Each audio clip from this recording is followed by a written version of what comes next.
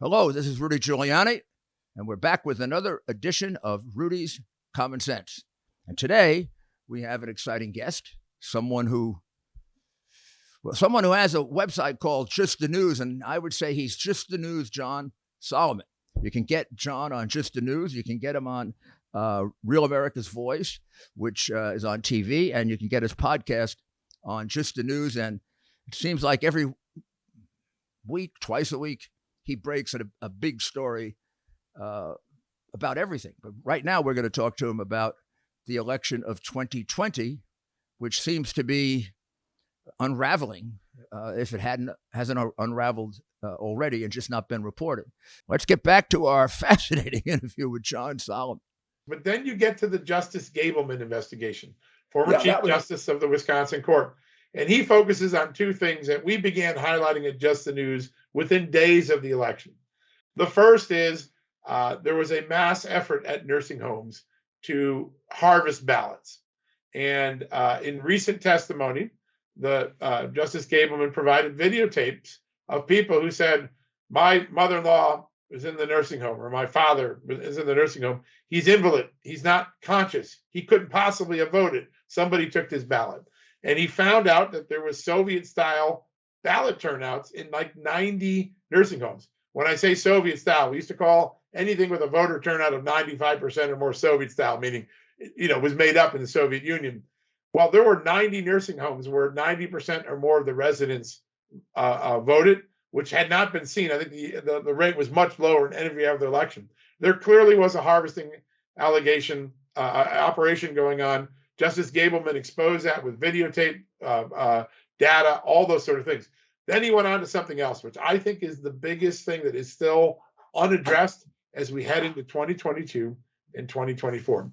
We, along with people like Phil Klein at the Amistad Project and others, we dropped FOIAs beginning in October, before the election of 2020, to see where all this money that Mark Zuckerberg's Center for Tech and Civic Life was putting money out.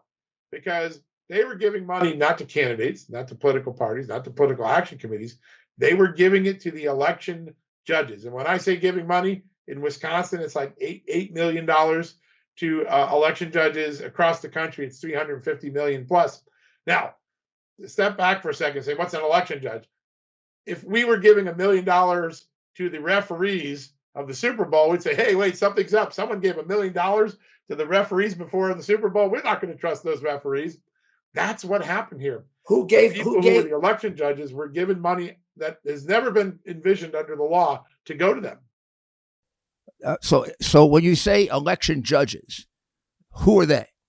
They're the election administrators, so the county clerks, the city clerks, the people in charge of counting your vote, deciding whose vote count and who doesn't, deciding whose application for a ballot is lawful and not lawful. I mean, these are supposed to be nonpartisan, honest brokers of the election. And what you saw Mark Zuckerberg's money do in Wisconsin specifically, and we see it in Atlanta, we see it in other places as well, excuse me, is that these judges were asked, in order to get this money, you need to do something for Mark Zuckerberg's group. You need to go out and get more people to register to vote before election day. So it took election judges and put them into the business of doing get out the vote work, which, by the way, is supposed to be done by political parties, not by the judges.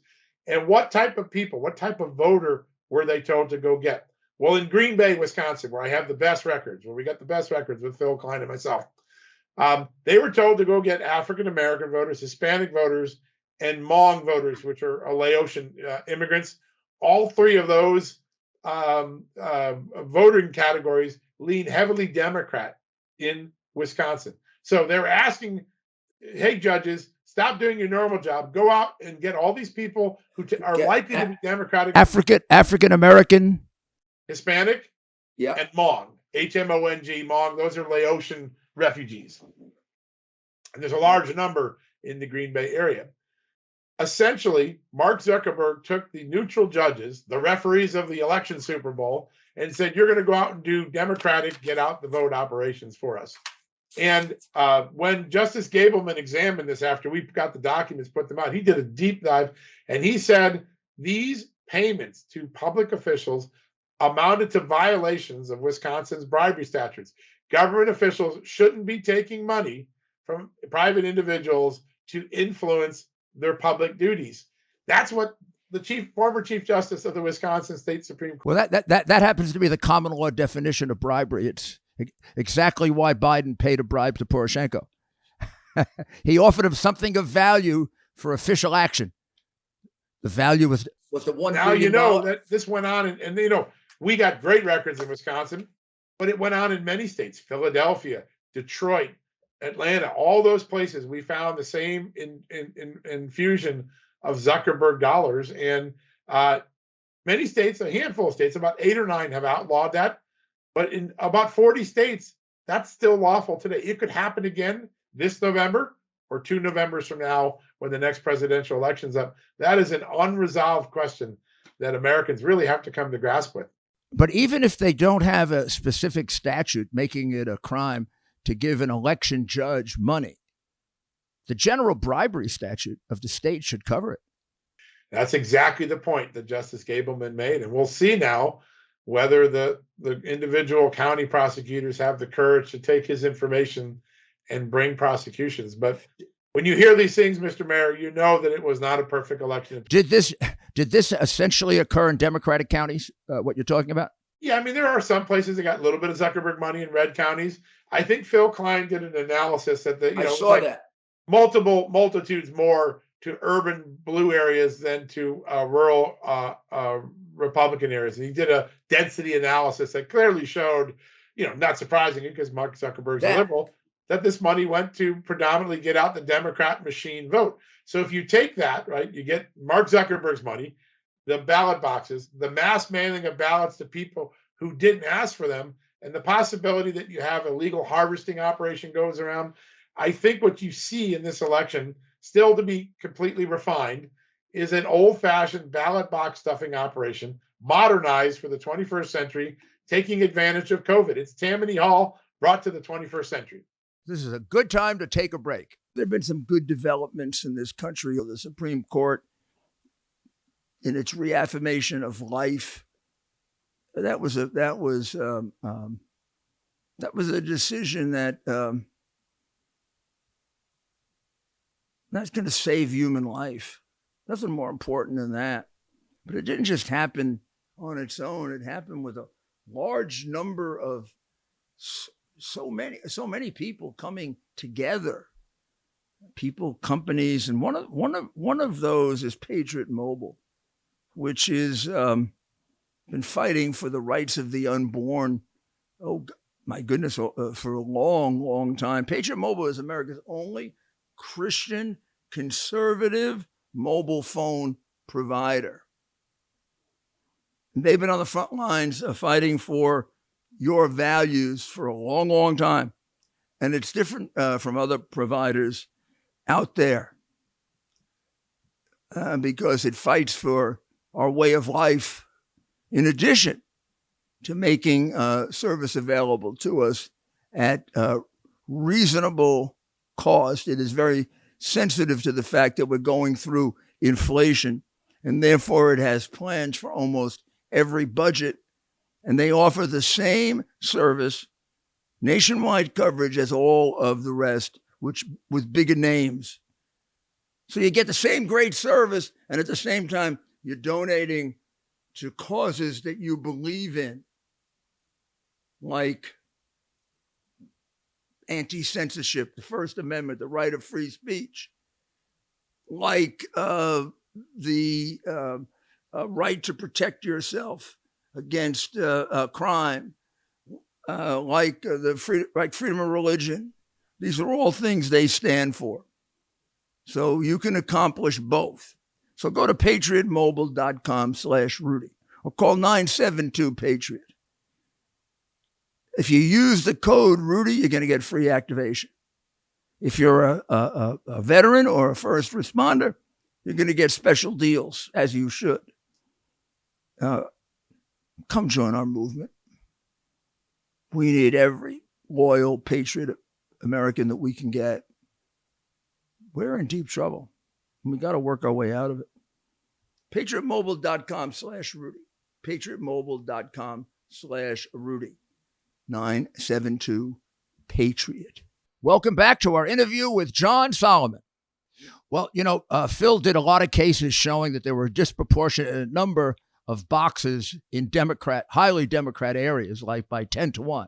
And that those cases were brought to court and the courts threw them out for reasons I'll never understand.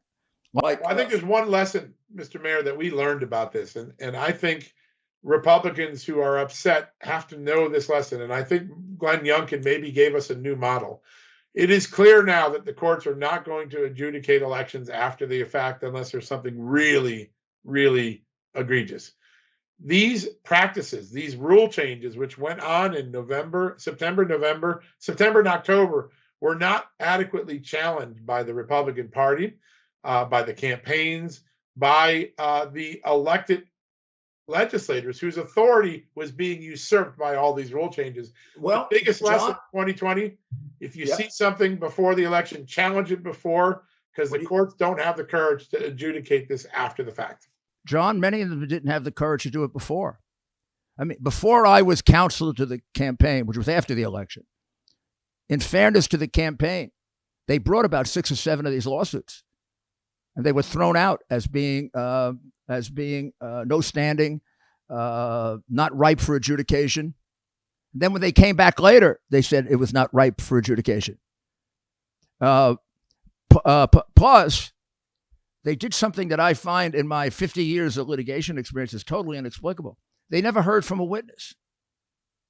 They never put an American citizen on the witness stand. Yeah. And never got to the merits of the case.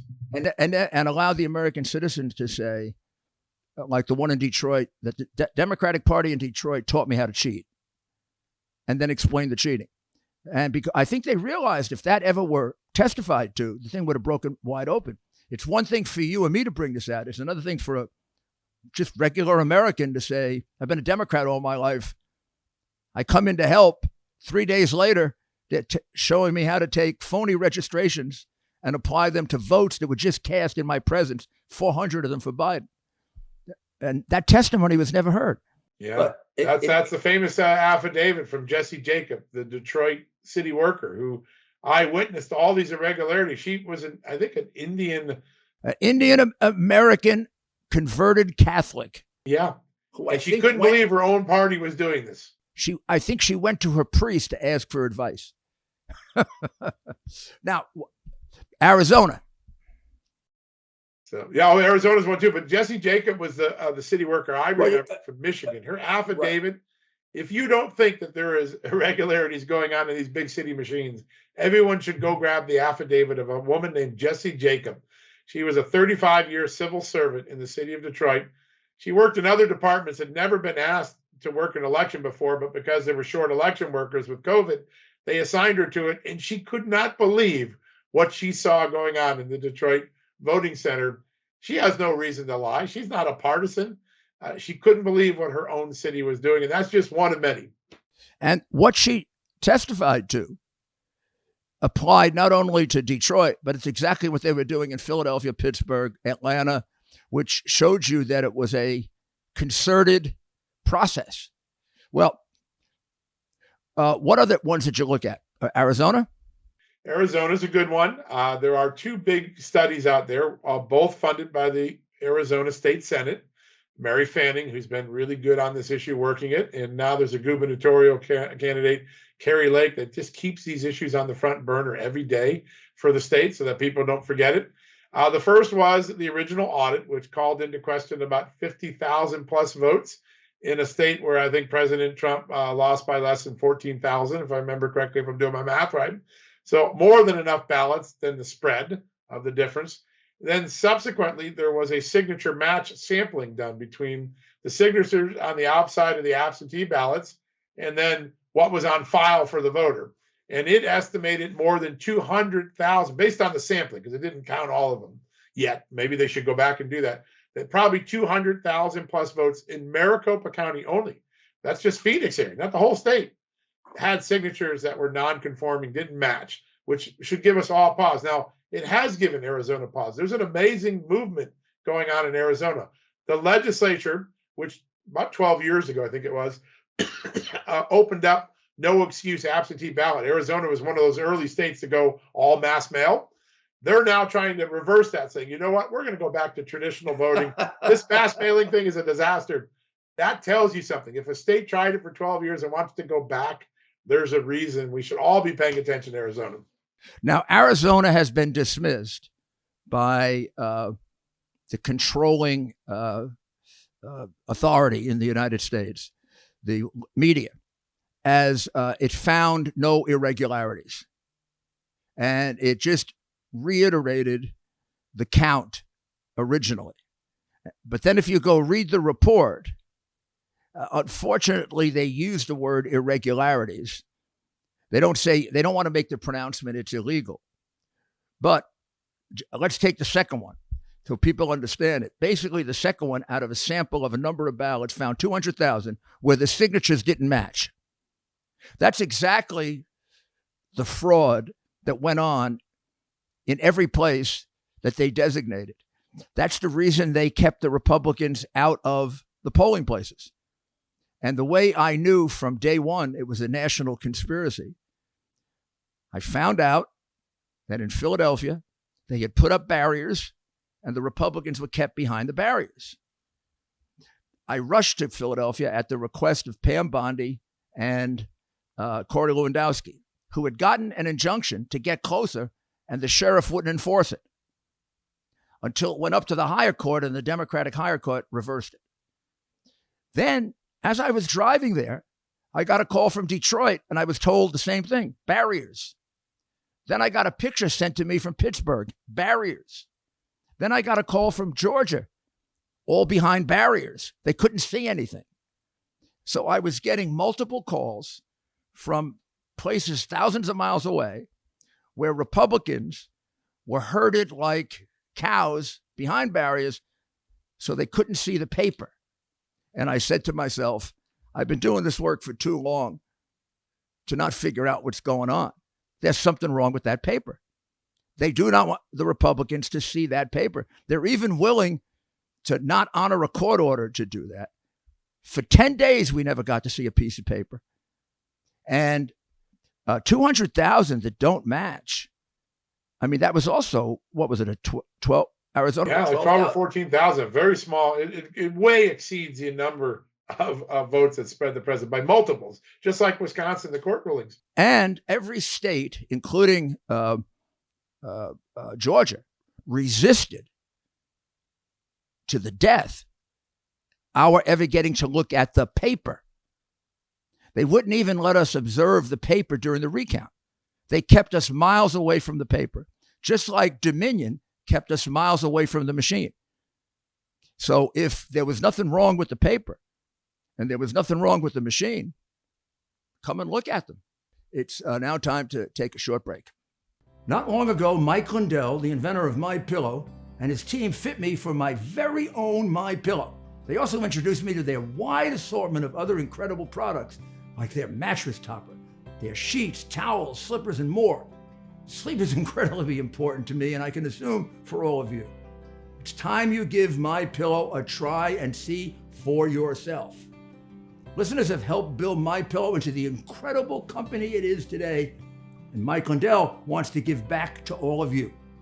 You can get great discounts on MyPillow products by going to MyPillow.com right now and seeing each of the specially priced items, including those in the radio listener special square.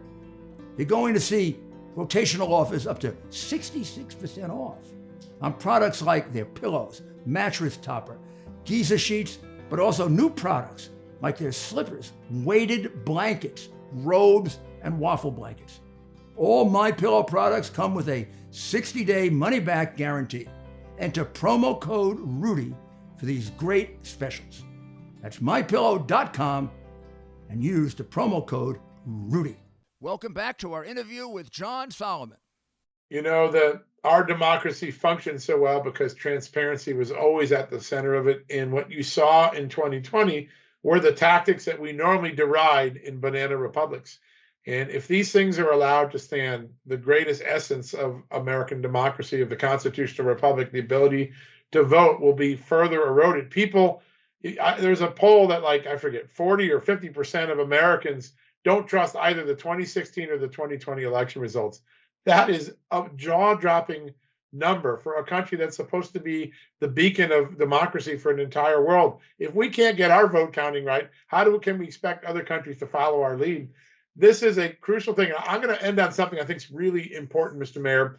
There are several states where Republican legislatures have voted to improve voting, to make voting easier and cheating harder. And then their Democratic governors vetoed those reforms. So Wisconsin, Pennsylvania are two of the states. Michigan, I think, is the third. These legislatures have just sat back and said, oh, well, we got no other options. I'm not sure that's true. I'm not a lawyer, but I've done a lot of reading of the Constitution, and I don't see anything in the Constitution that says a governor gets to say over the manner of the election. I think these legislatures have to go back and say, we don't need to pass a law to do this. We should pass a resolution and send it to the cities and counties. And I think there are some brilliant constitutional scholars right now researching this issue, because these legislatures shouldn't have to have their power guaranteed under the Constitution usurped by governors. And so I think you're going to see a movement in the next few months, maybe to get these legislatures to go to resolutions that don't require a governor's signature and get these rules the way lawmakers were given the power to set them. I agree with your opinion, Justice Solomon, and I'll give you. Well, my law degree is not that good. I'm going to give you the citation for it. Article 2, Section 1, Clause 2 of the Constitution, which says that the selection of electors for president shall be made by the state legislature.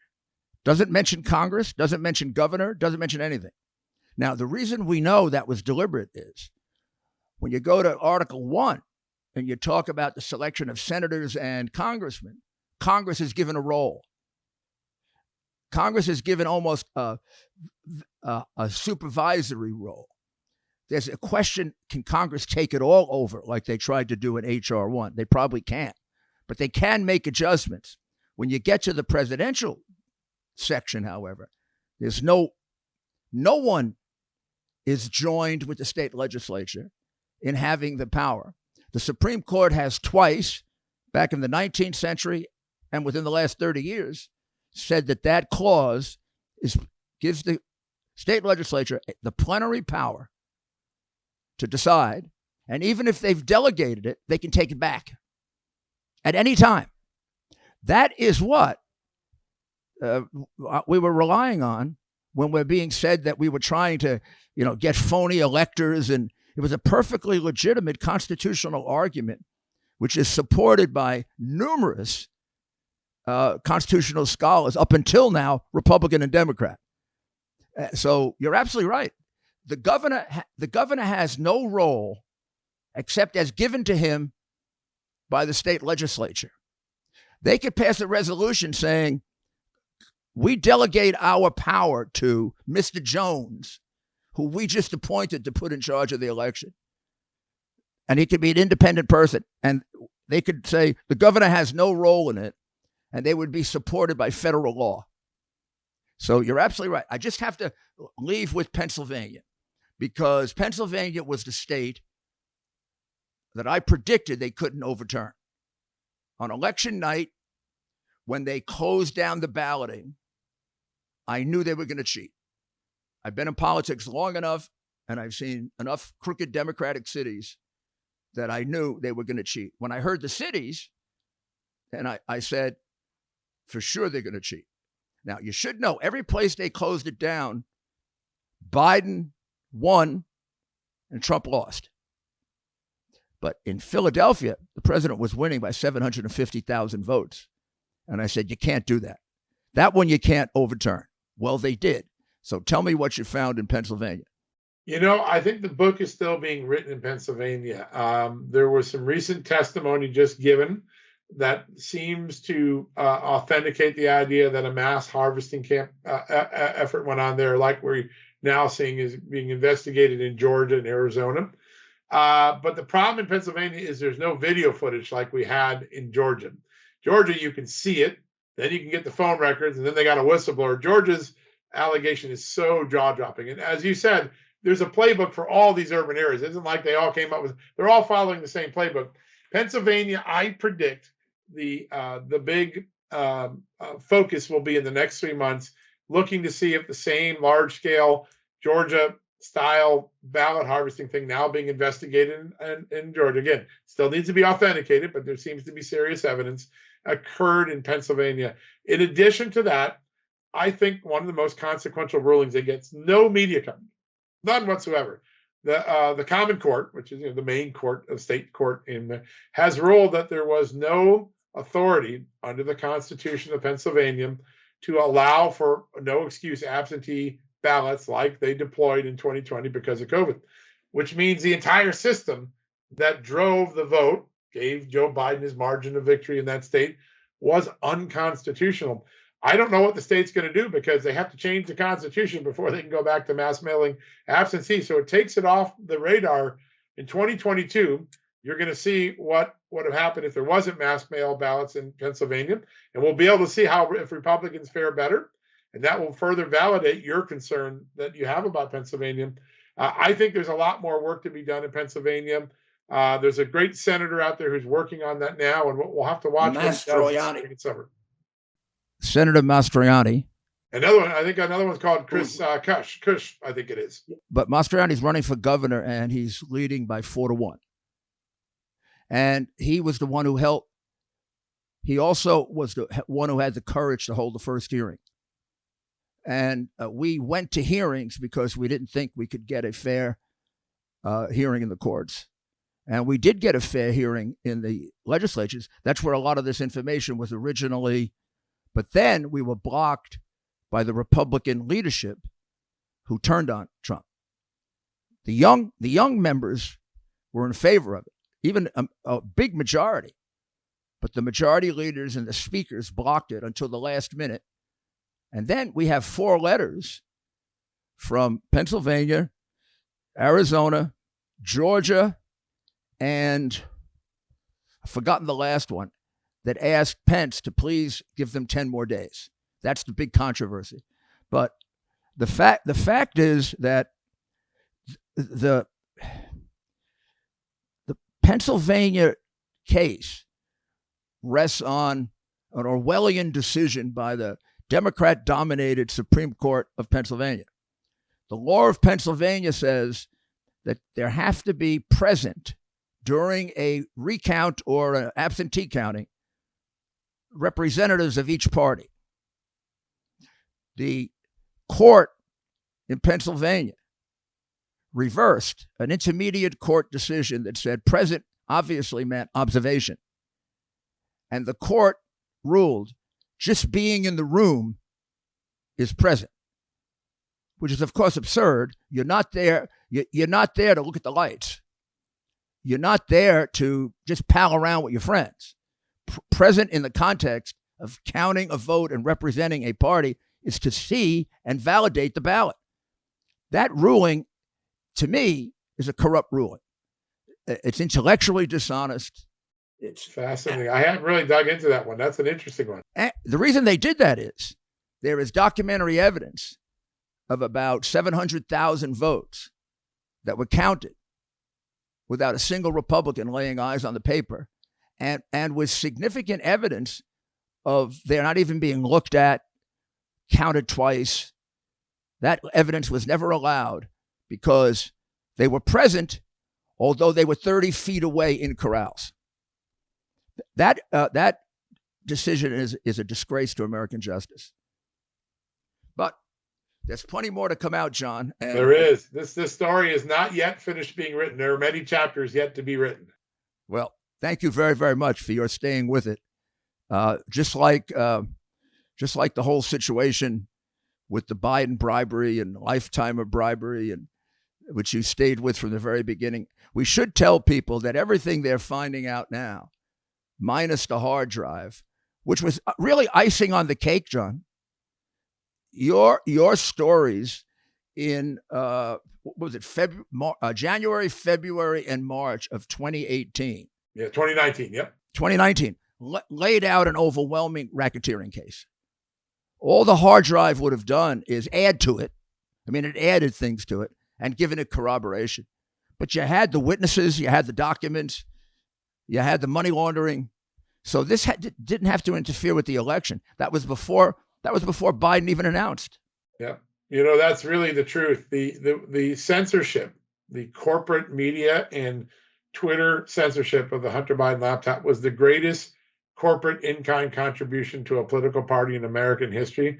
And if people want to say, was there a hijacking of the election? The withholding of meaningful information about a candidate probably had the most consequence of anything in this election. And to this date, my colleagues in the media don't fully appreciate what they did wrong. It's great to see the New York Times suddenly say, oh, well, the Hunter Biden laptop is real. Well, that's great. It was real in 2020, and you didn't allow it to come to light. That is one of the greatest illegal corporate contributions in American history. And it'll take us generations to overcome the move towards censorship that we've witnessed in the last 2 or 3 years, most of it around the Biden family, but it now goes to many other places. And if anyone has any doubt the election was hijacked by something, that's one of the greatest hijacks in any electoral history. Literally the corporate suppression of information relevant to the American voter. Yeah, and that information was available 2 years before the election, laid out in chapter and verse with videotape by you, covered by some, but censored by most. Yeah, it's shameful. But you know what? I think we're waking up, Mr. Mayor. I always believe in the goodness of America. No, I think we're waking up. I just feel very bad that, unfortunately, the United States is being put through Joe Biden as the price of this. Our elections have consequences, and we're feeling those consequences now. Yeah. Well, thank you, John. Thank you, Mr. Mayor. Always an honor to be with you. Not much for me to add to the interviews with John Solomon. He laid it all out. It is quite clear that in each of the states that we talked about, and he's looked at more, we were just confined by time to the most recent ones that he's looked at, that there are thousands, hundreds of thousands, numerous irregularities and illegalities in each of the states that were said to be perfect. Georgia, probably one of the worst. Wisconsin, overwhelming. Arizona, we didn't get to spend as much time on, but the numbers there are very, very few to overturn the election, about 10, 12,000. And they have about 250,000 votes in question, which the press never reports to you. When the press first reported on the audit, they improperly reported that it just reaffirmed the old vote. What they found was if you went back to the old ballots and counted them the same way, you'd get the same result. They never went and looked at how many ballots were spoiled, how many ballots had two candidates on it and it was given to Biden, how many mail-in ballots were not folded but straight, therefore they were never put in the mail. So these things all have to be now taken into consideration, and there's a lot of time to go, but we really have to admire John Solomon. This is the second time he's been put through this, where he discovered evidence that should have been worked out, a year before the election, and it's held until after the election. And here, this information should have been out during the process of reviewing the election, but the courts wouldn't listen to any of this. I mean, this is the kind of evidence that you get when you hold hearings in court. That's why you have hearings. The courts held no hearings. So the purpose now is to make sure it never happens again. Every single fact has to come out, because never again in American history should we have an election in which votes are treated this way. And if we get all the facts out, as John was pointing out, particularly in the legislatures where the Democrats are voting to try to continue these illegal practices, we can assure for our children and our grandchildren that America will remain a democracy. Because if this continues, and with H.R. 1, they were on their way to making it federal law, then we're no longer a democracy. So when we win this battle, you can thank John Solomon for his courage. Well, thank you for listening. Please make sure that you send your emails to our members of Congress, the Senate, the House, and tell them, don't buy oil from tyrants, huh? No oil from Russia, no oil from Iran, no oil from Venezuela. How about we buy American oil and gas? Well, thank you very much. We'll be back with another episode in just a few days. This is Rudy Giuliani, and thank you very much for listening in.